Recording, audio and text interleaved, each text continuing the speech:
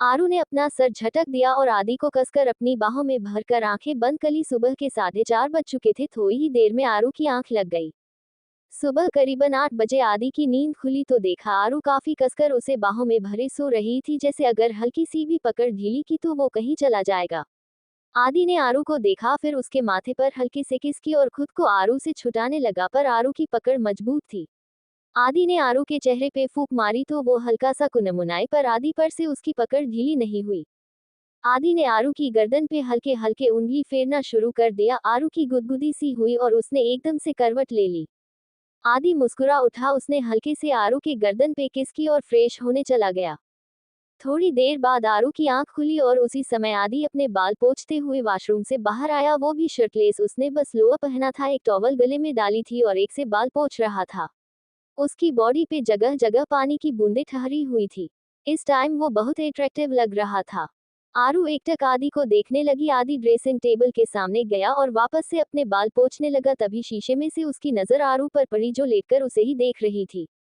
शीशे में से आरू की नजर जैसे ही आदि की नजर से मिली, आदि ने अपनी भवें उचकाई तो आरू ने हड़बड़ाकर फौरन अपनी नजरें हटा ली। आदि वहां से चलकर आरू के पास आकर बैठ गया और फिर खींचकर आरू को बिठाते हुए बोला, क्या देख रही थी? मैं कुछ भी तो नहीं। आरू ने आदि से नजरें चुराते हुए कहा तो आदि आरू के करीब आकर उसकी गर्दन पर अपनी गर्म सांसें छोड़ते हुए उसके कान में बेहद धीमी मगर गहरी आवाज में बोला, वैसे अगर तुम मुझे देख रही थी तो इसमें नजरें चुराने की क्या बात है? पूरा का पूरा तुम्हारा ही हूँ, जो मर्जी हो करो मेरे साथ। तुम्हें रोकने वाला थोड़ी हूँ मैं। आरू ने कसकर अपनी आंखें बंद कर ली, फिर मन ही मन बोली, लगता है ड्रग्स का असर अभी तक खत्म नहीं हुआ, इसलिए ये ऐसी बातें कर रहा है। हो न हो अब इसे एंटीडोट की 4-5 इंजेक्शन लगवाने पड़ेंगे, तब जाके कहीं नॉर्मल होगा ये। आरू अभी सोच ही रही थी, तब तक उसके कानों में आदि की आवाज फिर से पड़ी, बताओ मुझे देख रही थी न तुम? तुम कोई वी थोड़ी हो जो मैं तुम्हें देखूंगी, मैं तुम्हें नहीं देख रही थी। आरू ने साफ इनकार करते हुए कहा। आदि अपना चेहरा आरू के चेहरे के करीब करते हुए गहरी आवाज में बोला, पर मैं तो चाहता हूँ तुम मुझे देखो, मुझे छुओ एंड सिर्फ और सिर्फ मुझे ही महसूस करो। इतना बोलते हुए आदि आरू के होठों के बेहद करीब आ गया। आरू ने वापस से कसकर अपनी आंखें बंद कर ली। आदि ने अपना चेहरा उठाकर धीरे से आरू के माथे को चूमा और उससे अलग होकर जोरों से हंसने लगा। आरू ने अपनी आंखें खोली और आदि को देखने लगी। अपनी हालत देखो, हवा टाइट हो गई है तुम्हारी। आदि हंसते हंसते ही बोला तो आरू एकदम से चिढ़ गई। उसने पास में रखा पिलो उठाया और आदि को मारने लगी। आदि आरू से बचने के लिए एकदम से उठकर दूसरी तरफ भाग गया। आरू भी उसे मारते हुए उसके पीछे भागने लगी तो आदि भागते भागते ही बोला, यार माना कि मैं तुम्हारा हूँ और तुम मेरे साथ कुछ भी कर सकती हो, पर इसका ये मतलब नहीं कि मैं पिटता रहूं तुमसे। आरू ने एकदम से वो पिलो फेंक कर आदि को मारा और अपने पैर पटकते हुए वॉशरूम में चली गई। तभी आदि बाहर से ही बोला, वैसे ये तो बता दो, शर्ट पहनूं या अभी और भी देखने का इरादा है? आरू ने एकदम से वॉशरूम का गेट खोला और एक शैम्पू की बोतल फेंक कर आदि के मारी, जो कि सीधे उसके सर पे लगी। आरू ने जल्दी से गेट बंद कर लिया और मुस्कुरा उठी। वहीं आदि ने भी अपना सर सहलाते हुए टी शर्ट पहनी, फिर बालकनी में जाकर खड़ा हो गया। तभी आरू का चिढ़ा हुआ चेहरा उसकी आंखों के सामने घूम गया और वो मुस्कुरा दिया। अभी बेचारा हल्का सा मुस्कुरा ही पाया था, तब तक उसके फोन पे मैसेज आया। उसने मैसेज चेक किया, फिर वो नीचे चला गया। आदि नीचे आया तो बाकी चारों लोग पहले से ही नीचे थे। रूही ने जैसे ही आदि को देखा वैसे ही वो आई और आके सीधे आदि के गले लग गई और गले लगे हुए ही बोली, कैसे हो आप भाई, ठीक तो हो न? कैसा लग रहा है अभी? वहां बैठे बाकी तीनों ने अपना सर पीट लिया। तभी आदि हैरानी से रूही के गले लगे ही बोला, मुझे क्या हुआ? मैं तो बिल्कुल ठीक हूँ, तू ऐसे क्यों पूछ रही है? रूही एकदम से सकपका कर अलग हो गई। तब तक ऊपर से आरू की आवाज आई, बेबी एक शैम्पू की बोतल लगने से तेरे भाई को कुछ हो नहीं जाएगा। शैम्पू की बोतल की बात सुनकर आदि का मुंह बन गया। वहीं अबीर कूदते हुए बोला, इसका मतलब आरू ने सुबह सुबह आदि को पीट दिया? अबीर के ऐसे बोलने से सब हंसने लगे और आदि आरू को घूरने लगा, जो सीढ़ियों से उतरते हुए नीचे आ रही थी। तभी आदि एकदम से बोला, ये तो अभी थोड़ी देर पहले की बात है, तो रूही को कैसे पता कि साहिबा ने मेरे शैम्पू की बोतल मारी? रूही उस टाइम दरवाजे के पास से निकल रही थी, मैंने देखा था, पर तुम्हारा चेहरा मेरी तरफ था इसलिए तुम नहीं देख पाए। आरू बात को संभाल कर आदि का जवाब देते हुए बोली। तभी नव आदि का ध्यान हटाने के लिए बोला, वैसे आदि तूने आज कहाँ जाने का सोचा है? सॉरी एवरीवन, बट मुझे आज कहीं भी नहीं जाना, क्योंकि आज मुझे एक मीटिंग के लिए न्यूकासल निकलना है। अभी डैड का मैसेज आया है, जब मैं बालकनी में था तो इसलिए मैं नहीं आ पाऊंगा। यू ऑल कैरी ऑन, मैं 4 से 5 दिन बाद ही शायद तुम लोगों को ज्वाइन कर पाऊंगा। आदि ने कहा तो अबीर बोला, पर ऐसे अचानक से मीटिंग कहाँ से आ गई, तुम सब तो घूमने आए हो ना। अबीर मीटिंग जरूरी है इसलिए जाना पड़ेगा, वरना मैं नहीं जाता। डैड वहाँ पे सब संभाल रहे हैं तो मैं यहाँ की एक मीटिंग संभाल ही सकता हूँ। आदि ने कहा तो बाकी सब फिर कुछ नहीं बोले। सबने मिलकर ब्रेकफास्ट किया। दोपहर 2 बजे तक आदि को निकलना था इसलिए वो अपने रूम में चला गया प्रेजेंटेशन रेडी करने। रूही के सरदर्द था इसलिए वो दवा लेकर सो गई थी। नीचे गार्डन में अबीर, आरू, नव, राम चारों ही बैठे कल के बारे में बात कर रहे थे कि आखिर आदि को ड्रग कब दिया गया और किसने दिया। तभी आरू का फोन बजा। वो फोन उठाकर साइड में गई तो उधर से रुद्र की आवाज आई, you are right, he is the one who spoiled the drink. Aru ने अपनी मुठिया कस ली, फिर बोली, तुम शाम 5 बजे रेडी रहना, राम को मैं ले आऊंगी, एक बात और सुपीरियर को पता न चले। ओके, रुद्र ने आरू से कहा, फिर कॉल डिस्कनेक्ट कर दी। आरू वापस से सबके पास जाके बैठ गई और बोली, पता चल गया है ये सब कल रात किसने करवाया। किसने? तीनों एक साथ पूछा तो आरू बोली, शाम 5 बजे मैं, राम, अबीर उसी से मिलने जाएंगे और दादा आप रूही को कहीं घुमाने लेके जाओगे। ओके, मैं भी तुम लोगों के साथ चलूंगा। नव ने कहा तो आरू उसको समझाते हुए बोली, दादा रूही यहाँ पर घूमने आई है, ऐसे में अगर उसे इधर उधर की बातें पता चलेगी तो उसको टेंशन होगी, ऊपर से उसको ऑलरेडी सरदर्द है, तो प्लीज आप उसका ध्यान रखो क्योंकि कल रात वो काफी घबरा गई थी। नव ने एक गहरी सांस ली, फिर बोला, ओके, बट तू खुद को शांत रखेगी, वो जो भी इंसान हो उसके ऊपर हाथ नहीं उठाएगी, प्रॉमिस कर। ओके दादा, प्रॉमिस, जैसा आप बोलो, और टेंशन मत लो, रुद्र मेरे साथ होगा और ये सब भी तो साथ में होंगे। आरू ने नव की चिंता दूर करते हुए कहा। रुद्र नाम सुनते ही अबीर के जहन में एक चेहरा उभरा, पर उसने अपना सर झटक दिया, फिर आरू से बोला, ये रुद्र कौन है? अरे यार, चल रहे हो न, मिल लेना। आरू बोली, हम। अबीर ने हल्का सा जवाब दिया, फिर चुप हो गया। थोड़ी देर बात करने के बाद सब अपने अपने रूम में चले गए। नव अपने रूम में पहुंचा तो देखा रूही किसी बच्चे के जैसे खुद में ही सिमटी सोई पड़ी है। नव मुस्कुरा दिया, उसने वहां जाके रूही के सर पे हाथ फेरा तो रूही कुनमुनाए और वापस से करवट लेकर सो गई। नव ने ठीक से उसे ब्लैंकेट से कवर कर दिया और वहीं काउच पर लैपटॉप लेकर बैठ गया, फिर वो कुछ मेल्स चेक करने लगा। आरू रूम में आई तो देखा आदि प्रेजेंटेशन को चेक कर रहा था।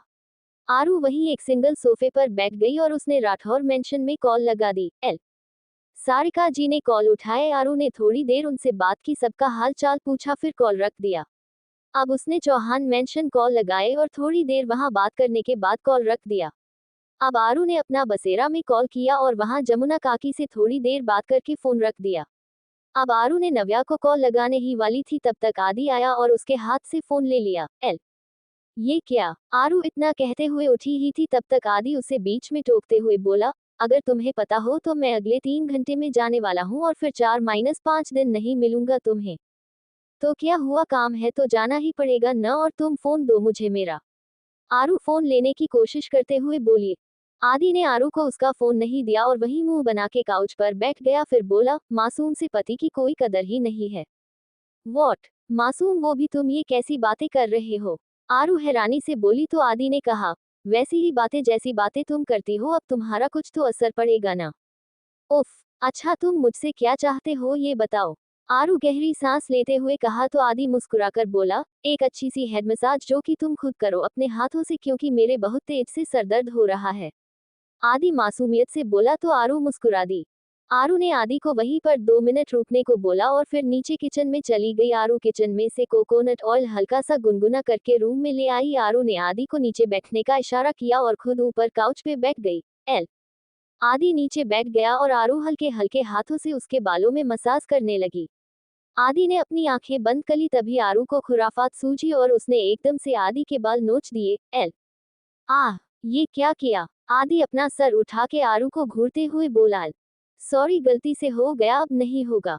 आरू अपनी आंखों को टिमटिमाते हुए बोली तो आदि मुस्कुरा दिया और आरू वापस से उसके सर में मालिश करने लगी। आरू ने 4-5 बार आदि के बाल नोचे, पर आदि ने कुछ रिएक्ट नहीं किया। एल साहिबा, एक बात बताऊं? आदि ने बंद आंखों से ही कहा तो आरू बोली, हम।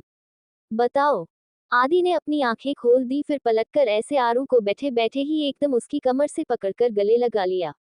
आदि का चेहरा आरू के पेट पर लगा हुआ था और उसकी बाहें आरू के कमर के इर्द गिर्द लिपटी हुई थी। वहीं आरू की तो सांसें ही अटक गई। तभी आदि की आवाज उसके कानों में पड़ी, I am gonna miss you a lot, बहुत याद आएगी यार तुम्हारी।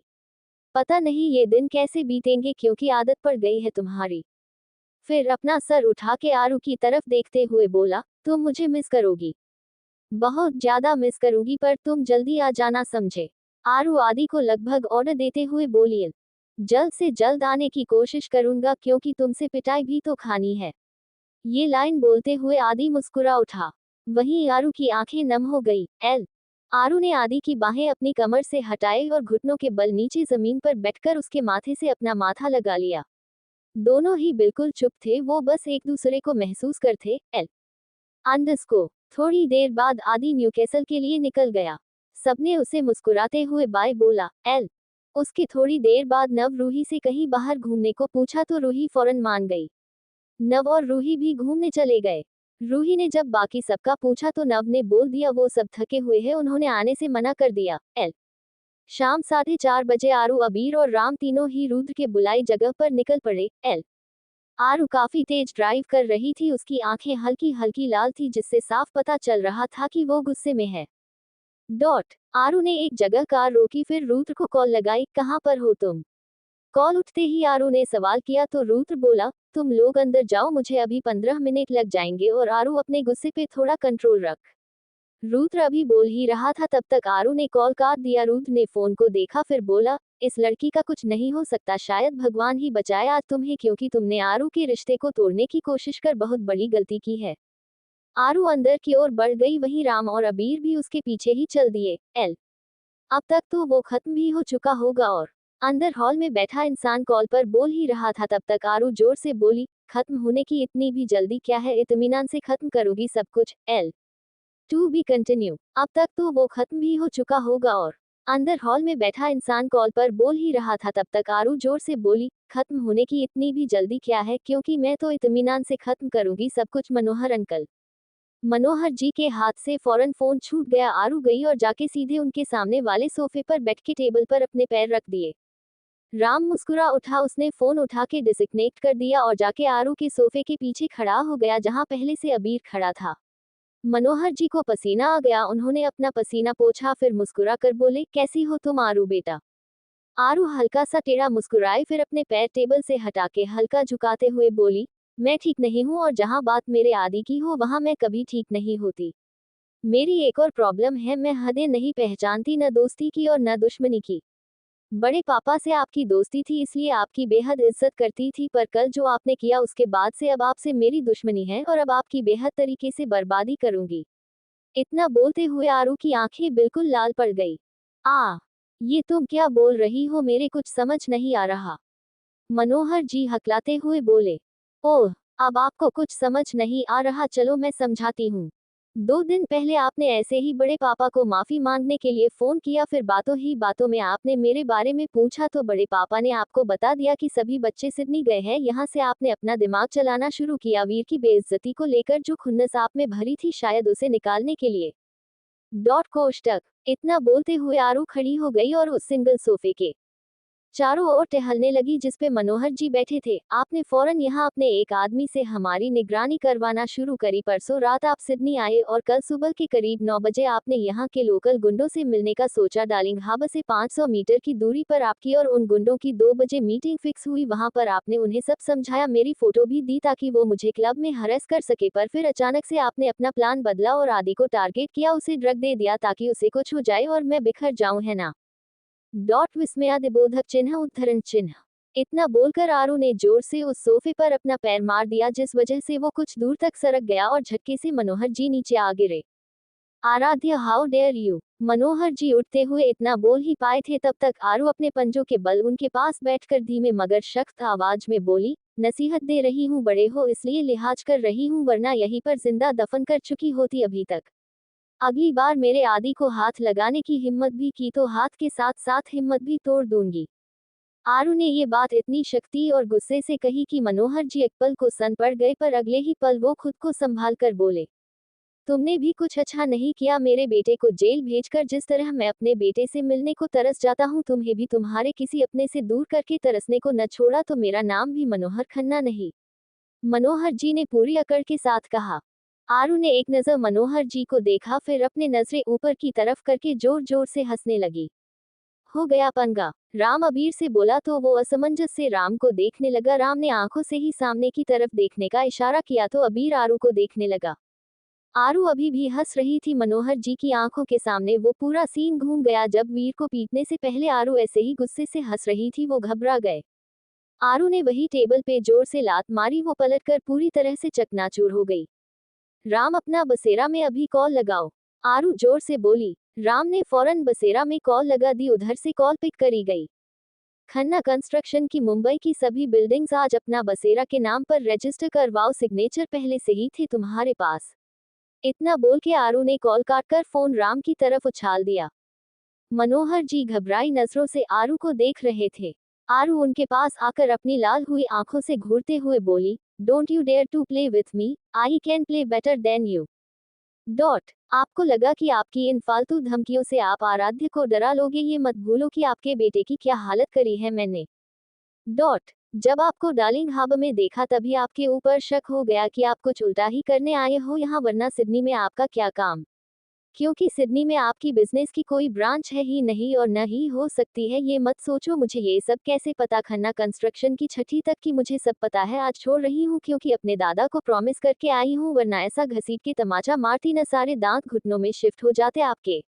आपकी वो हालत कर देती कि वीर भी आपको पहचानने से मना कर देता। आपकी एक धमकी की वजह से आपने अपना मुंबई का पूरा बिजनेस खो दिया और डार्लिंग हार्ब के क्लब में ड्रग भेजने की वजह से आप पुलिस कस्टडी में जाने वाले हो। आपकी वहां गुंडों से बात करती हुई पूरी वीडियो क्लिप हमने यहाँ की पुलिस को सेंड कर दी है विथ एड्रेस, कुछ ही देर में वो आने वाली होगी।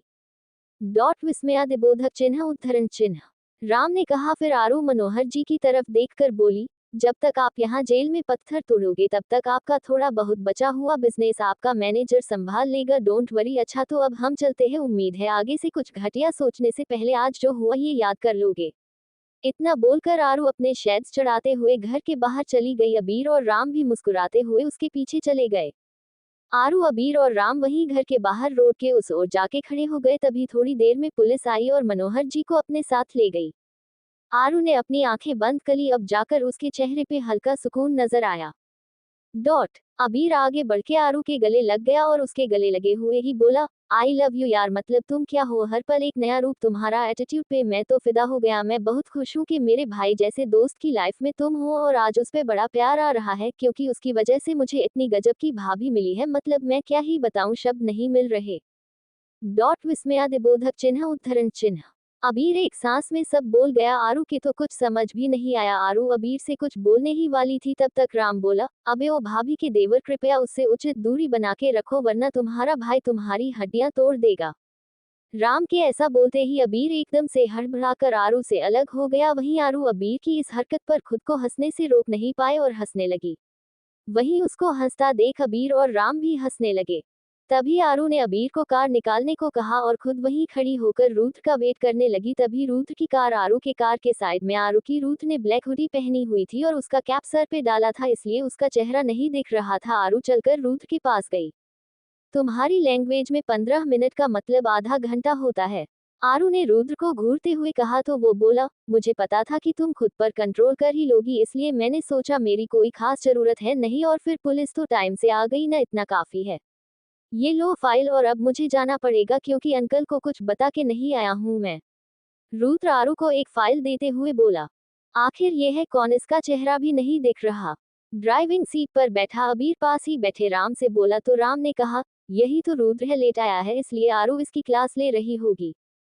ओके फाइन जाओ, लेकिन बेटा तुम देखना तुम्हारी बहुत बढ़िया तरीके से डांट लगाऊंगी, लेकिन अभी नहीं बाद में, आरू ने रुद्र से कहा तो वो मुस्कुराकर बोला, आहा देवी बाद में डांट लेना, मैं जा रहा हूँ अभी। इतना बोलकर रुद्र ने अपनी कार बढ़ा दी पर अब उसकी मुस्कान गायब हो चुकी थी। आरू फाइल लेकर कार में बैठ गई और अबीर ने कार को आगे बढ़ा दिया। करीब 7 बजे वो तीनों घर पहुंचे। रूही और नव अभी तक वापस नहीं आए थे। वो तीनों वहीं हॉल में बैठ गए। फिर आरू ने अबीर से कहा, देखो अबीर, आई नो कि मैं यहाँ थोड़ा सेल्फिश साउंड करूंगी, बट प्लीज तुम्हें मेरी हेल्प करनी ही होगी। ये बात पहले भी तुम्हें बोल चुकी हूँ मैं कि मेरा साथ देना होगा तुम्हें, जो मैं कहूँ वो मानना पड़ेगा। मुझे सब पता है आरू, तुम बस बताओ मुझे करना क्या है। अबीर ने कहा तो आरू ने राम को अबीर के लिए सब समझाने को बोला। देख अबीर, सिंघानिया के जितने भी इलीगल काम थे उनको तो हम खत्म कर ही रहे हैं, जो कि हो जाएंगे, पर इसके बाद सिंघानिया अपने लीगल बिजनेस से टेररिज्म को आगे बढ़ाने की कोशिश करेगा, जिस वजह से तेरे पापा भी इसमें फंस सकते हैं। तो तुझे कैसे भी करके अपने पापा को समझाना है कि जब भी हम बोलेंगे उन्हें अपने सभी बिजनेस रिलेशन सिंघानिया से तोड़ने होंगे तुरंत। हम जानते हैं कि इससे उन्हें लॉस होगा, लेकिन उन्हें ये करना पड़ेगा ताकि हमारा इंडिया सेफ रह सके, राम ने अबीर को समझाते हुए कहा। बस इतनी सी बात। डैड कभी भी ऐसा नहीं चाहेंगे कि इंडिया पर कोई आंच भी आए, और इसके लिए वो इतना सा लॉस क्या, अगर उन्हें अपना पूरा बिजनेस भी बेचना पड़े तब भी वो पीछे नहीं होंगे। अबीर मुस्कुरा के बोला तो बाकी दोनों भी मुस्कुरा दिए। थोड़ी देर बाद रूही और नव भी आ गए। सबने मिलकर डिनर किया। आरू को छोड़कर उसने डिनर करने से मना कर दिया, ये बोल के कि उसको सरदर्द है इसलिए वो आराम करना चाहती है, और इतना बोलकर वो रूम में चली गई। नव ने राम से आंखों में पूछा तो उसने हाथ दिखा के बाद में बताता हूँ का इशारा कर दिया। आरू जब रूम में आई तो उसकी आंखों के सामने आज सुबह से लेकर आदि के जाने तक की सभी बातें घूम गई। वो हल्का सा मुस्कुराए और जाकर बेड पर बैठ गई, फिर एक पिलो को अपनी बाहों में भरते हुए बोली, आई मिस यू मिस्टर हबी। आरू ने उस पिलो को अपनी बाहों में भरकर अपनी आंखों को बंद कर लिया। थोड़ी ही देर में उसकी आंख लग गई। लगभग 10 बजे नव खाने की ट्रे लिए आरू के कमरे में आया तो देखा आरू बैठे बैठे ही पिलो को अपनी बाहों में भरी सो रही थी। नव ने आकर उस ट्रे को वहीं पास में टेबल पर रख दिया और आरू के सर पर हाथ फेरा तो आरू की आंख फौरन खुल गई, क्योंकि वो हल्की सी नींद में थी। आरू नव को देखकर मुस्कुरा दी, फिर ठीक से बैठते हुए बोली, दादा आप अभी तक सोए क्यों नहीं? क्योंकि मेरी आरू ने अभी तक कुछ नहीं खाया है। ये खाना लाया हूँ, खा ले चुपचाप से। ओके, कोई बहाना नहीं चलेगा तेरा। नव वो ट्रे की तरफ इशारा करते हुए बोला तो आरू कुछ नहीं बोली। आदि की याद आ रही है इसलिए इतनी शांत है। नव ने आरू को चुप देखकर पूछा तो आरू मुस्कुराकर बोली, ऐसी कोई बात नहीं है दादा, वो बस अभी अभी सोकर उठी हूं ना, इसलिए चुप हूं। आरू ने अपनी बात खत्म ही की थी तब तक गेट नॉक हुआ।